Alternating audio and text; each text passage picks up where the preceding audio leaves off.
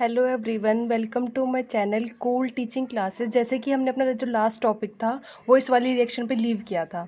उसमें हम लोग क्या कर रहे थे कि हम रिएक्शंस को अनबैलेंस से बैलेंस करना सीख रहे थे। ठीक है, तो हम लोग ने क्या करी थी कि पहली एक रिएक्शन को बैलेंस करना सीख लिया था। जो ये वाली रिएक्शन थी ये मैंने तुम्हें होमवर्क के लिए दी थी, शायद तुमने नहीं ट्राई करी हो, लेकिन मैं इस वाली को और कंप्लीट करा देती हूँ। तो शायद तुम्हारा ये जो वाला कॉन्सेप्ट है कि किसी भी इक्वेशन को कैसे अनबैलेंस से बैलेंस करना सीखते हैं तो शायद वो क्लियर हो जाए। ठीक है, तो हम लोग क्या कर रहे थे कि पहले इसके अराउंड बॉक्सेस बना रहे थे।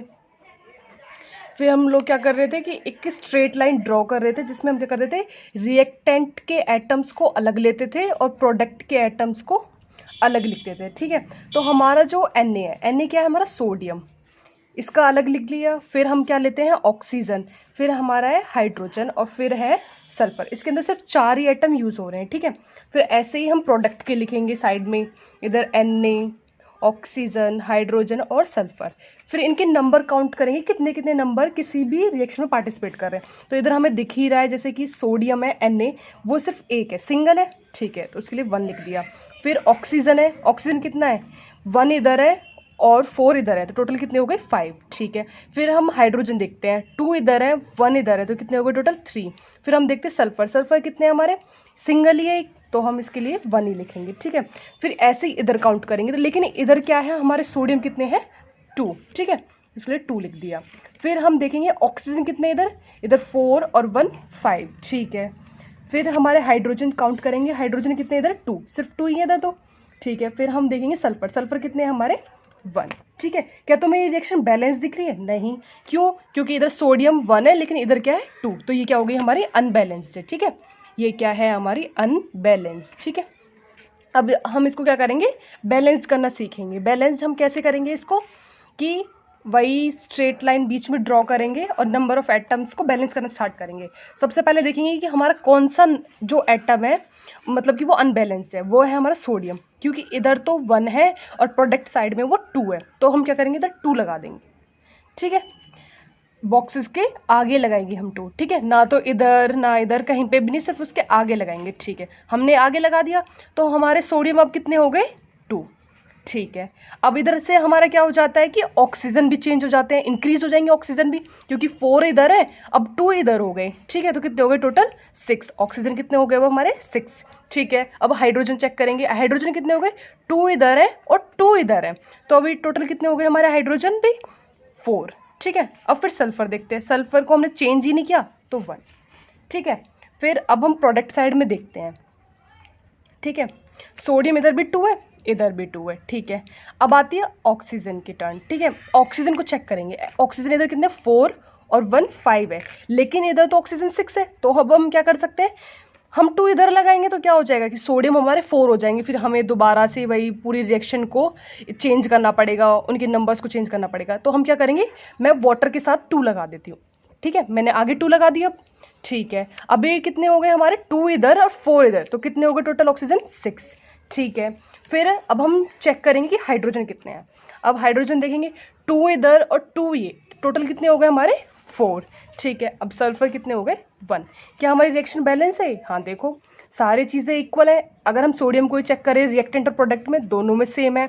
ऑक्सीजन को चेक करें तो ऑक्सीजन भी सेम है, हाइड्रोजन भी 4 है और सल्फर भी 1 है। ठीक है, तो अब हमारी रिएक्शन क्या हो जाती है, बैलेंस। ठीक है, इस तरीके से हम किसी भी रिएक्शन को बैलेंस करना सीख सकते हैं। ठीक है, फिर इसके बाद आता है कि हम किसी भी रिएक्शन को कैसे मोर इन्फॉर्मेटिव बना सकते हैं। हम किसी भी रिएक्शन को मोर इन्फॉर्मेटिव उसकी फिजिकल स्टेट उसके साथ लिख के बना सकते हैं। जैसे कि कार्बन प्लस O2 की मैंने रिएक्शन करवाई, तो हमारा क्या बन जाता है CO2 कार्बन डाइऑक्साइड। ठीक है, अब जो C है कार्बन है, ये क्या है एक सॉलिड है। ठीक है, तो मैंने इसकी स्टेट लिख दी सॉलिड। O2 हमारी क्या होती है गैस, तो मैंने इसके साथ में लिख दी गैस।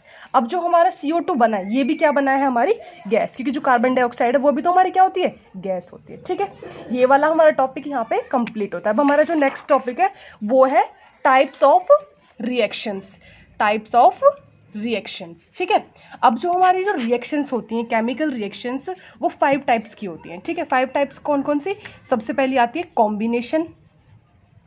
ठीक है, सेकंड आती है डीकम्पोजिशन, फिर आती है हमारी थर्ड डिस्प्लेसमेंट, फोर्थ आती है हमारी डबल डिस्प्लेसमेंट, फिर आती है हमारी लास्ट जो होती है फिफ्थ, उसको हम रिडॉक्स भी बोलते हैं और क्या बोलते हैं, ऑक्सीडेशन या फिर रिडक्शन रिएक्शन। ठीक है, ये टोटल हमारी जो रिएक्शंस होती हैं वो 5 टाइप्स की होती है। ठीक है, तो अब हम एक एक करके इनको स्टडी करना स्टार्ट करेंगे। तो सबसे पहला जो आता है वो आता है हमारा कॉम्बिनेशन रिएक्शन। कॉम्बिनेशन जैसे कि तुम समझ रहे हो, कॉम्बी मीन्स कंबाइन, किसी भी चीज़ को कंबाइन करना, मतलब कि एक या एक से ज़्यादा जब हम एटम्स को या फिर कंपाउंड्स को मतलब कि कंबाइन करके जो हम एक नया प्रोडक्ट बनाते हैं उसको हम क्या बोलते हैं, कॉम्बिनेशन रिएक्शन। इसको हम कैसे लिख सकते हैं, जैसे A + B मिलके क्या बना रहा है, AB प्रोडक्ट बना रहा है, तो ये हमारी क्या हो जाती है, कॉम्बिनेशन रिएक्शन। अब इसके एग्जांपल देखते हैं, जैसे कि हमारा है मैग्नीशियम प्लस में ऑक्सीजन मिलके क्या बनाता है, MgO, मैग्नीशियम ऑक्साइड। ठीक है, तो ये हमारी क्या हो गई, कॉम्बिनेशन रिएक्शन, जिसमें क्या होता है कि एक या एक से ज़्यादा एटम या फिर एलिमेंट मिलके क्या बनाए, एक न्यू कंपाउंड की फॉर्मेशन करते हैं, उसको हम क्या बोलते हैं, कॉम्बिनेशन रिएक्शन। ठीक है, फिर आती है हमारी सेकंड कौन सी होती है, हमारी डिकम्पोजिशन रिएक्शन। डिकम्पोजिशन का मतलब होता है ब्रेक करना। क्या होता है, ब्रेक करना, मतलब कि किसी एक कंपाउंड को, जैसे कि हमारा क्या है, AB एक कंपाउंड है, उसको हम ब्रेक कर रहे हैं, किसमें, A + B में। ठीक है, डिकम्पोजिशन रिएक्शन क्या होती है कि जिसमें हम क्या करते हैं कि किसी एक कंपाउंड को डिकम्पोज करते हैं एक या एक से ज़्यादा एलिमेंट्स में या फिर कंपाउंड्स में, उसको हम क्या बोलते हैं, डिकम्पोजिशन रिएक्शन। ठीक है, अब इसके कुछ एग्जांपल है, जैसे कि CaCO3 को मैं हीट करती हूँ तो क्या हो जाता है, CaO + CO2। CO3 क्या बन जाता है हमारा, कैल्शियम कार्बोनेट। ठीक है, ये क्या है, एक पूरा कंपाउंड है। ठीक है, इसको जब हमने हीट करा तो किस किस में ब्रेक हो गया, कैल्शियम ऑक्साइड में और कार्बन डाइऑक्साइड में हो गया। ठीक है, ये क्या हो जाएगा हमारा कैल्शियम ऑक्साइड और साथ में प्लस में ये क्या हो जाएगी, कार्बन डाइऑक्साइड। ठीक है, अब जो हमारे जो डिकम्पोजिशन रिएक्शन है इसके भी कुछ टाइप्स होते हैं, जैसे कि ये 3 टाइप्स की होती है। ठीक है, जो हमारी डिकम्पोजिशन रिएक्शन है वो कितने टाइप की होती है, 3 टाइप की होती है। ठीक है, डिकम्पोजिशन रिएक्शन है वो हमारी 3 टाइप की होती है। सबसे पहले जो आती है वो है थर्मल। ठीक है, थर्मल, फिर आती है इलेक्ट्रोलिटिक, फिर जो हमारी थर्ड है वो है फोटोलिटिक। ठीक है, फोटोलिटिक। अब जो थर्मल है, थर्मल से तुम पहले ही समझते हो कि थर्म का मतलब क्या होता है, हीट। ठीक है, जब हम किसी भी डिकम्पोजिशन में, हमें पता है कि हम क्या कर रहे हैं, किसी भी कंपाउंड को ब्रेक कर रहे हैं, अब वो किसकी हेल्प से कर रहे हैं, हीट की हेल्प से, तो वो क्या हो जाती है हमारी थर्मल डिकम्पोजिशन रिएक्शन। फिर आती है हमारे इलेक्ट्रोलिटिक। इलेक्ट्रोलिटिक में क्या होता है, इलेक्ट्रो से समझते हो कि इलेक्ट्रिसिटी, जहाँ पर हम किसी भी कंपाउंड को इलेक्ट्रिसिटी की हेल्प से तोड़ते हैं उसको हम क्या बोलते हैं, इलेक्ट्रोलिटिक डिकम्पोजिशन रिएक्शन। फिर आती है हमारी फोटोलिटिक। फोटोलिटिक में क्या होता है कि फोटो मीन्स सनलाइट। ठीक है, जहाँ पर हम सनलाइट का यूज़ करते हैं उसको हम क्या बोलते हैं, फोटोलिटिक डिकम्पोजिशन रिएक्शन। ठीक है, अब हम इन सबके एक एक एग्जाम्पल लिखेंगे, क्योंकि अगर हम इनके एग्जाम्पल ही नहीं लिख के बताएंगे तो हमारी रिएक्शन का कोई मतलब नहीं रह जाता। ठीक है, तो हम सबके एक एक एग्जाम्पल लिखते हैं। जैसे कि सबसे पहले हम लिखेंगे थर्मल का, जैसे कि PbNO3 ठीक है, अगर मैं इसको हीट करती हूँ तो किस किस में टूट जाता है, PbO + NO2 + O2 में। ठीक है, फिर हम लिखते हैं इलेक्ट्रोलिटिक। ठीक है, इलेक्ट्रोलिटिक में क्या करते हैं कि हम क्या करते हैं, वाटर को ब्रेक करते हैं। ठीक है, तो उसके ऊपर हमें लिखना होगा इलेक्ट्रोलिसिस। ठीक है, इलेक्ट्रोलिसिस कर रहे हैं किसका, वाटर का, किस किस में, H2 + O2 में। ठीक है, फिर आती है हमारी फोटोलिसिस। ठीक है, क्या है, फोटोलिसिस या फिर फोटोलिटिक में हम क्या करते हैं कि सिल्वर क्लोराइड, इसका बेस्ट एग्जांपल है AgCl को जब हम सनलाइट देते हैं, क्या देते हैं, सनलाइट, तो ये किस किस में ब्रेक हो जाता है, Ag + Cl2 में ब्रेक हो जाता है। ठीक है, फिर आती है हमारी डिस्प्लेसमेंट रिएक्शन। ये क्या थी, हमारी सेकंड रिएक्शन थी, डिकम्पोजिशन रिएक्शन, जिसके बारे में हमने डिटेल में पढ़ा। ठीक है, अब हम क्या पढ़ेंगे, डिस्प्लेसमेंट रिएक्शन। कौन सी है, डिस्प्लेसमेंट रिएक्शन। ठीक है, ये हमारी कौन सी थर्ड रिएक्शन है। Displacement reaction. अब डिस्प्लेसमेंट का मतलब क्या है कि डिस्प्लेस मतलब कि कोई एक more reactive element less reactive element को रिप्लेस कर दे, ठीक है, उसको हम क्या बोलते हैं, डिस्प्लेसमेंट रिएक्शन। ठीक है, डिस्प्लेसमेंट रिएक्शन क्या होती है कि वो केमिकल रिएक्शन जिसमें more reactive element less reactive element को रिप्लेस कर दे उसके कंपाउंड में से, उसको हम क्या बोलेंगे, डिस्प्लेसमेंट रिएक्शन। इसका एक और नाम होता है जिसको हम क्या बोलते हैं, सब्स्टिट्यूशन। क्या बोलते हैं, सब्स्टिट्यूशन रिएक्शन, या फिर और क्या बोल सकते हैं इसको, सिंगल डिस्प्लेसमेंट रिएक्शन भी हम क्या बोल सकते हैं, सिंगल डिस्प्लेसमेंट रिएक्शन भी हम इसको बोल सकते हैं। ठीक है, इसके दो नाम और है, सब्स्टिट्यूशन रिएक्शन और सिंगल डिस्प्लेसमेंट रिएक्शन भी इसको बोलते हैं। इसमें क्या होता है, जैसे कि हमारी ये रिएक्शन कुछ ऐसे A प्लस बी सी, तो मिलकर क्या बनाता है, AC प्लस बी। ठीक है, जो A है वो क्या था, मोर रिएक्टिव था, मोर रिएक्टिव था। उसने क्या करा कि जो B है वो लेस रिएक्टिव था, उसको इसने क्या कर दिया, रिप्लेस करके ACC के साथ क्या करा, कंपाउंड बना लिया। ठीक है, ये हमारी क्या हो गई, डिस्प्लेसमेंट रिएक्शन। इसको हम कुछ एग्जांपल के साथ शो कर सकते हैं, जैसे कि Zn प्लस में HCl gives to ZnCl2 plus में H2।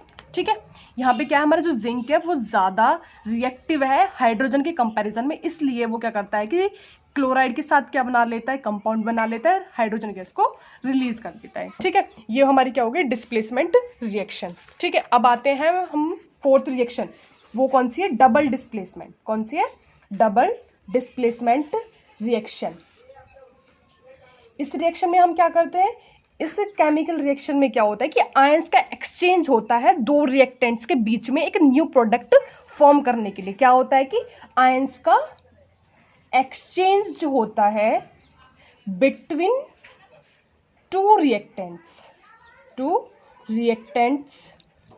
To form new compound. ठीक है, ये हमारी क्या होती है, डबल डिस्प्लेसमेंट रिएक्शन। क्या करते हैं, जैसे कि AB plus CD gives to AC plus में BD, मतलब कि हमारा क्या हो रहा है, आयंस का एक्सचेंज हो रहा है। देखो अब यहाँ AC ने बना लिया और BD ने कंपाउंड बना लिया। ठीक है, दिख रहा है ना, AC ने और BD ने कंपाउंड बना लिया। ठीक है, तो क्या करा इन्होंने, अपने आयंस को एक्सचेंज कर दिया और न्यू प्रोडक्ट फॉर्म कर ले। ये क्या होती है, हमारी डबल डिस्प्लेसमेंट रिएक्शन। जैसे कि BaCl2 प्लस में Na2SO4 gives to barium sulphate plus NaCl। क्या कर रहे हैं कि हम बेरियम क्लोराइड का सॉल्यूशन लेते हैं और एक लेते हैं हम सोडियम सल्फेट का, इन दोनों को मिक्स करते हैं तो हमारे पास क्या आता है, बेरियम सल्फेट के PPT फॉर्म हो जाते हैं और NaCl बन जाता है। इसमें ये भी हमारी क्या, कौन सी रिएक्शन को शो करता है, डबल डिस्प्लेसमेंट रिएक्शन को। ठीक है, अब इसमें PPT क्या है, प्रेसिपिटेशन रिएक्शन होती है। प्रेसिपिटेशन रिएक्शन क्या होता है कि जब हम कोई दो सॉल्यूशंस को मिक्स कर रहे हो और हमारे क्या बन रहे हो, PPT मतलब कि प्रेसिपिटेट फॉर्म हो रहे हो, उसको हम क्या बोलते हैं, प्रेसिपिटेशन रिएक्शन। ठीक है, फिर आती है हमारी ऑक्सीडेशन एंड रिडक्शन रिएक्शन। ये हमारी लास्ट फिफ्थ रिएक्शन है। ठीक है, या फिर इसको हम और क्या बोलते हैं, रिडॉक्स रिएक्शन भी हम इसको बोलते हैं। ठीक है, रिडॉक्स रिएक्शन भी हम इसको बोलते हैं।